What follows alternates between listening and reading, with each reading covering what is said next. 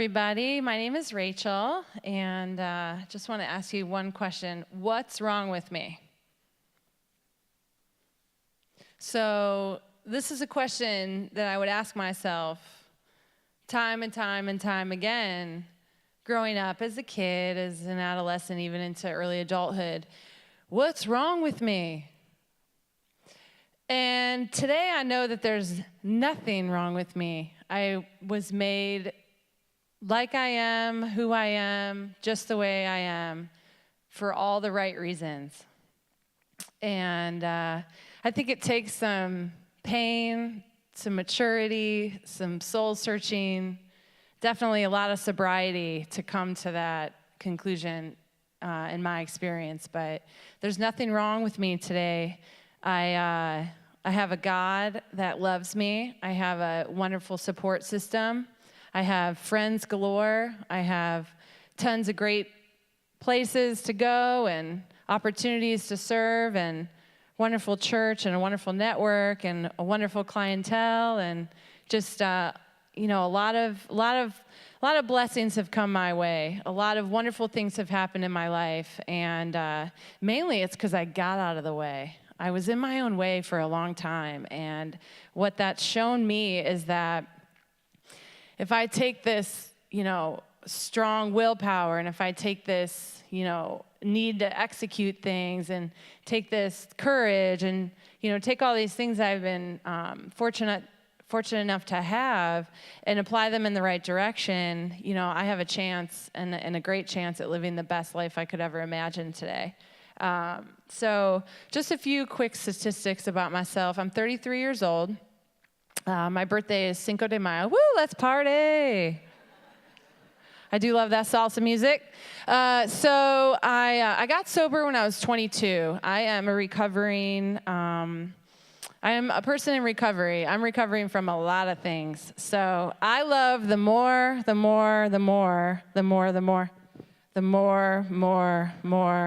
me more. Give me more of those. So that's, that was my issue. The issue was really me, but the fact that I needed to put a lot of mind-altering substances into my body to help me feel normal, to help me feel okay, to help me accept my life the way it was, that was the problem. I grew up just fine. I hear a lot of stories about people who have had really rough childhoods. My parents had me at a really young age. They did the best they could. They were in their early 20s. They were impatient. We were broke. I mean, I don't know if a lot of people are financially stable in their early 20s, and then you have 2 kids. And so that was hard. It was hard growing up. There was a lot of alcohol around. There was a lot of drugs around. There was a lot of partying going down. There was a lot of strange people. There was not a lot of trust from a young age. I had an issue with trust growing up due to some things that happened to me as a real young child that really shouldn't happen to a young girl, but they did. And I've managed to, become a strong, confident, secure woman despite of that. And it's hard to get up and share your innermost details about all that shame and all that guilt and all that stuff that it can propel us or it can break us down. It can, send us into a God-loving, wonderful, productive life. And then we also hear about all the people that aren't as fortunate as that, and they go down the tubes, and they live in the past, and they don't recover from that, and they can't get out of addiction, and they can't get out of all the stuff that they experienced, and they live in yesterday, and, pee all over tomorrow, and, don't celebrate today, and that's what we have today. And growing up, it was hard. I wasn't able to say I had a hard childhood till I think I was in my 20s, and I realized that I had some stuff that I needed to address, and I also had to do some healing too.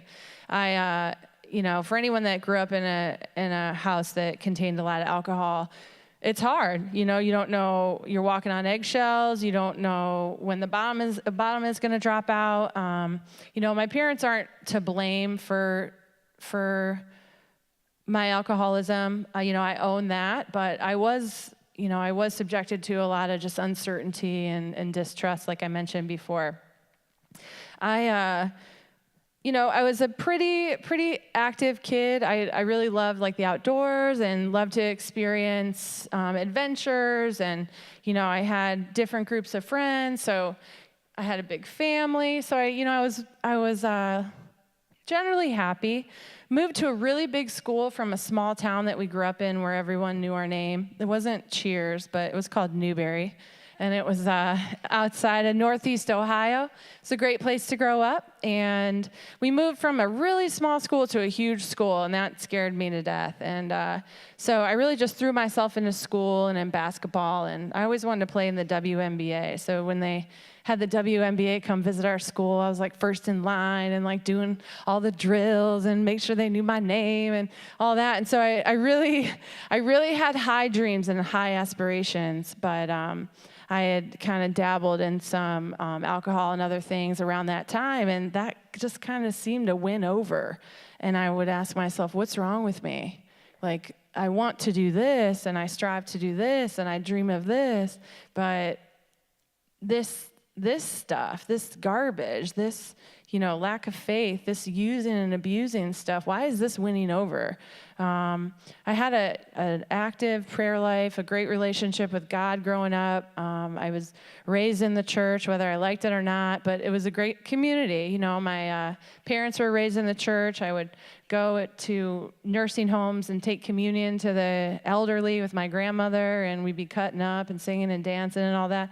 And so, I had a great outlook on what I needed to do and what I wanted to accomplish, and all the things I knew that I could achieve. And somehow in high school, I had just this very small view of my life. Like, I had this superiority complex with the inferiority complex. I was, that girl with a lot of potential, but I couldn't really act on stuff because, alcohol and staying out late and not obeying authority and just being that rebellious kid really would just always win over.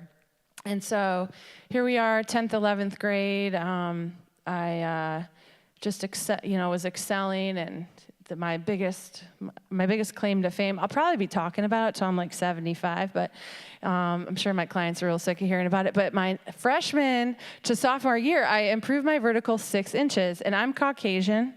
So this is a big accomplishment for, a Caucasian female who's 5'9". And I was playing against some pretty big girls, so that was a big accomplishment for me. So, with that and some improved skills and whatnot, I started varsity my sophomore year, and that was really, really fun. And then because I was doing so much bad stuff, and the home life just continued to it was good for a while, and then it wasn't, and then it got really messy, and I just was feeling really insecure, and like I couldn't turn to anybody. And I don't think I ever once turned to somebody and said, I'm scared, or I don't feel so right about what's going on at home, or I think I might have a problem, or I can't stop drinking, or I can't stop numbing myself. I can't, I couldn't say that. Like, I didn't want to let my guard down. I just wanted to be that girl that didn't have any problems, when really I felt like I had so many. I just didn't know who to turn to or like who to talk to about those things. And so I feel like that's why I'm so active in my life today, because there's just people who need love. There's people who need healing. There's people who need prayers. There's people who need help with fitness. They need help, expressing themselves. I want to be that person who people can turn to and they can talk to about stuff. And then maybe I can help in the solution. And, it's really important for me today, because I was like that lonely, lost girl for, it seemed like eternity. I guess it was only a few years, but I swear it was like, this just real big misery. Today I know it as depression. I know it as, growing up in an alcoholic home. I know it as being an abused child. I know it as, someone who was like shameful and didn't know what to do with all that stuff. So I barely left high school. I was living on a prayer. They said, if you do A, B, and C, you can get that full scholarship. You can get that full ride for school. You can graduate on time. You can, do all the things you said you wanted to do. I had countless interventions from therapists to coaches to friends to parents to friends' parents to, quite a few people who just said, look, you need to get it together. You're going to blow your life. What's wrong with you? And I'd say, oh, this is wrong with me. That's wrong with me. Then I started that blame game, because I didn't want to look inward.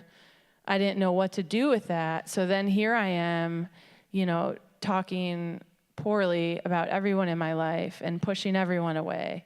And then it just started this downward spiral. I did not graduate high school.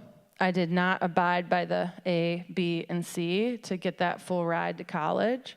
And I wasn't D1. They told me I would be a solid D2 player, which I'm all right with, but, I like to hustle, so, I was fine with that. But, the point is, I just didn't know how to make decisions that were good for myself at the time. I didn't have good life skills. So when people ask, what was the biggest hang up at that point, I say I didn't have good life skills. I didn't know how to live life. And I abandoned my relationship with God at that point. And, God can be anything that is a power greater than myself or you or I choose to call my higher power God, but it's good, orderly direction. It's wanting to do right by yourself and by others and being honest and being righteous and willing to do the next right thing. So I kind of went on a downward spiral after high school. It was really hard for me because I was that girl with potential who didn't know how to reach the potential. So I finally looked that word up. Potential is unrealized action, also known as procrastination. And those are two big things that, are kind of synonymous. Those can be a struggle sometimes. So I ended up getting into community college, dropping out of community college, going to community college, doing really well, and then I wouldn't go to, to take my finals or something like that. Just stupidity and not caring at all. And I know that to be called addiction today in bold, underlined, it's addiction. Addiction prevents me from doing what I need to do. And there's a really great, something that I'll always remember is addicts rearrange their behaviors. No, they rearrange their goals to suit their behaviors, and non-addicts rearrange their behaviors to suit their goals. So time and time again, the insanity of what I experienced was always rearranging my goals to suit my behavior. I'll take you up until 22. I got sober, and it was the best thing I've ever done in my life. I did it with a 12-step program, which helped me just take that power that I thought I had over choosing whether I wanted to drink or not, and just giving that up to God and getting on with my life. I did finish college, so I was a community college dropout, always battling with that rebellion, always battling with that, lack of emotional intimacy with friends and family. I managed to restore my relationships with my parents, and, I'm grateful for the relationships that have been restored today, because I can be the person I want to be in those relationships, regardless of what anyone has done to me. And that keeps me free. That doesn't keep me in a place where, I feel like something's owed to me. It doesn't keep me in a place where, I'm feeling superior. It doesn't keep me in an angry place. There's nothing anyone can do to me today that is going to interfere with my sobriety or disrupt my relationship with God. And that's just the way it is. I have like this conviction today that I've never had before, that I longed for so much as a kid and as an adolescent, and even into early adulthood. So I got back into college right away as I got sober. I was living in Cleveland, Ohio, and it's very cold there. So after college, I moved to Charlotte, and that was nice. I got a job right out of college and decided that internal IT sales wasn't the job for me. And I moved to Charlotte and started a fitness business. So it's kind of my dream job, and I'm super grateful to do it. It keeps me active, and, I put a lot of energy into movement. Movement is therapy for me. It really is. I moved all around trying to arrange things the way I needed to arrange them, and to, party and, do all these things when I was younger. And now I put all this energy and all of this, all these goals into effect by just putting one foot in front of the other and doing what makes me really happy. And I think that the most important part about my life today is that I have emotional intimacy. I have trust. I have a great relationship with God. I have 11 years of sobriety. I have an education. I have plenty of things to be grateful for, and I no longer have that really small pinhole view of my life. And my life is wide open today. I can have adventures. I can try new things. I'm not bogged down by this shame and blame and guilt and fear. And it really makes me happy to live my life today, and I wouldn't trade it for anything. There's one scripture that I absolutely love, and I wrote it on my mirror, and then it was crazy, 3 or 4, each week I would see it somewhere, and one of the times I saw it was here at icuTalks. It's Hebrews 11, I believe. God disciplines us for our good, that we may share in his holiness. For the moment, all discipline seems painful rather than pleasant, but later it yields a peaceful fruit of righteousness for those who are trained by it. And because I have the discipline to not pick up a drink today, to not be a liar today, to tell my story and to share with people, whether they're, high up in a social class or way low in a social class. I can talk about conquering evil. I can talk about overcoming demons. I can talk about how, when you worship and praise, that lets so much negative energy out. I can experience trips with friends and, and remember it, and not have 8,000 extra calories because of all the vodka that I drank. That's pretty important. I have direction today. God's given me some, good orderly direction, and I apply the how. So if there's ever a situation that is baffling or you're just kind of feeling off, how? It's honesty, openness, and willingness. And these are 3 really important concepts for me, because honesty keeps me humble always. It'll always keep me right-sized, and it'll keep me willing to look at the truth. And sometimes the truth hurts, and sometimes it's so painful, and that's why I love coming to icuTalks so much, is because people really share what's on their heart, and it's not easy to do. And, I may be in recovery today, but I'm more than just someone recovering from alcohol and drugs. I'm way more than that. But when I was in it, that's all I could do. That's all I could focus on. And the honesty is really important to me in all areas of my life. Open-mindedness. I used to be really judgmental. I would look at someone or something and find it lacking. So I have to be careful with open-mindedness, because there's a lot of things that we see from one perspective, but then you look at it from the other side and it's a whole nother dimension. So I have to be careful with the open-mindedness. I want to have that, as an important concept for me, because I want to explore and I want to have a great view and, not this, perception that isn't always like clear, fuzzy. Like open-mindedness is great. And then willingness. I have to have the willingness to do what I don't want to do sometimes. I don't want to always work out. But it's my job, so I do. And, I have to be willing to be open to new ideas too. My old ideas weren't working.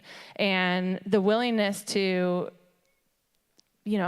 put God first, to put service first, to be a shining light for God's will, and, to share my testimony even when it's difficult, and to not judge the alcoholic or the drug addict on the side of the street with really nasty clothes, hunched over, who looks malnourished. I can't judge him, but I can reach in the back of my car and give him a water.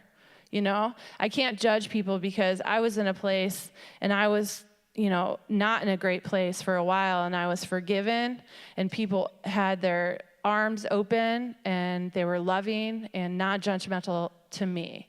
So I really try to not be judgmental of people and to just be willing to do the next right thing. I really, really appreciate being here. I'm so grateful to be part of this ministry. I'm looking forward to all the wonderful events that are coming up, and I want to conclude and thank you so much.